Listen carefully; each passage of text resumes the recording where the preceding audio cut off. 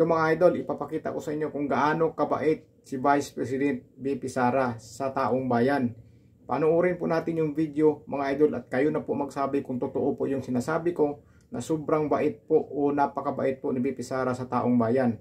Ito po yung mga hindi po binabalita sa mainstream media. Yung mga ginagawa ni VP Sara ng mga kabutihan hindi po nila pinapalabas o binabalita. Pero kapag yung kasiraan ni VP Sara yun, paulit-ulit po nila yang ibabalita o ipopost dyan sa social media. Kaya mga idol, ipakita ko po sa inyo kung bakit sinasabi kong napakabait po ni Vice President VP Sara Duterte. Panoorin po natin yung video mga idol. So ayan mga idol, kitang-kita nyo naman yung napakabait na Vice Presidente po natin. Wala po tayo nakikitang Vice Presidente mga idol na ganyan po kabait ang ugali.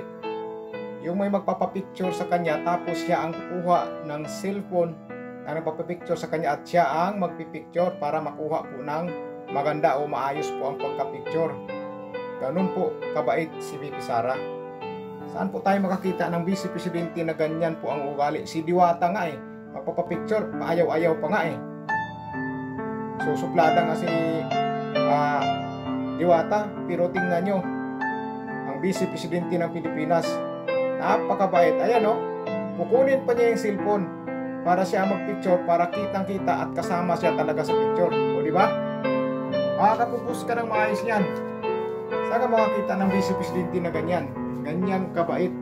Kapag may makapag-picture sa kanya o kaya kapag may magpipicture sa kanya, siya mismo ang kukuha ng larawan para maganda po ang kuha. Ayan, kita nyo. Ganun kabait po si VP Sara. Yan po ang hindi po pinapakita sa mainstream media, yung kabaitan po ni VP Sara at saka yung mga tulong na ibinibigay ni VP Sara sa taong bayan. Pupunta po yan sa may ibang lugar para magbigay po ng tulong, pero hindi po yan pinabalita ng mainstream media. Tingnan nyo kapag nagbabalita yung mainstream media, tingnan nyo o basahin nyo yung caption nila. Kasiraan po ni VP Sara. Kaya kapag ang mga tao nanonood lamang sa TV, sa probinsya, mapapaniwala po talaga nila dahil halos lahat ang binabalita nila ay lumalabas na may kasalanan o may nagawang kasalanan si VP Sara. Lalo na po sa pundo o OVP budget at saka sa DepEd. Kapag ang mga tao mahilig lang sa TV, wala talagang mapapaniwala ng mga mainstream media na hindi po nagbabalita ng parehas. Saan kayo makakita ng Vice President ganyan, O diba? Ang daming nagpapapicture pero siya ang gustong kumuha ng picture para maganda ang pagkakuha. Saan ka makakita ng ganyan, O diba? Kaya dito ko masasabi na napakabait po ni Vice President VP Sara sa taong bayan. Lalo na po sa mga maliliit. Manang-mana po talaga kay Pangulong Rodrigo Duterte si VP Sara. Napakabait. At tingin ng iba, masama, pero para sa akin, para sa mga nagmamahal sa mga Duterte, napakabuting tao po ang mga Duterte. Saan ka makakita ng ganyan? O diba? Inaayos pa niya pagpipicture para halos lahat makita sa picture. Saan makakita ng ganyan? O diba? Napakabait. Nakikipaghalubilo po talaga sa mga maliliit, yung mga lang ng mga tao. Kagaya po natin, ang mga ordinaryong tao lang. Kita mo? Maghanap po kayo ng Vice Presidente na ganyan po ang pag-uugali pagdating sa taong bayan. Sa mga simpleng tao lang. Ayan, si VP Sara lang po nakakagawa ng ganyan.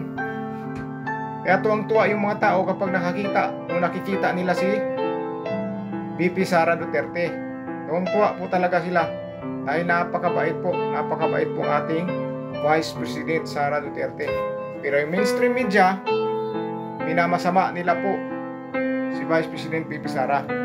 Hindi po sila nagbabalita ng tama. Yung mga kabutihan na ginagawa ni VP Sara, mga tumutulong sa may ibang lugar, hindi po nila binabalita yan. Hindi po nila binabalita. Kagaya niya, napakaraming tao. Hindi nila binabalita yung mga ganyan. Mamaya yung mga tulong ni VP Sara, ipapakita ko sa inyo yung mga picture. Hindi po yan pinapalabas talaga ng mainstream media. Hindi po nila binabalita. Yung pupunta niya sa Ifugao, yung ibang lugar nagbibigay ng tulong si VP Sara, hindi po binabalita sa mainstream media yan. Ang ibabalita nila yan yung masisira si VP Sara. Puro impeachment yan, puro nakaw, ganyan.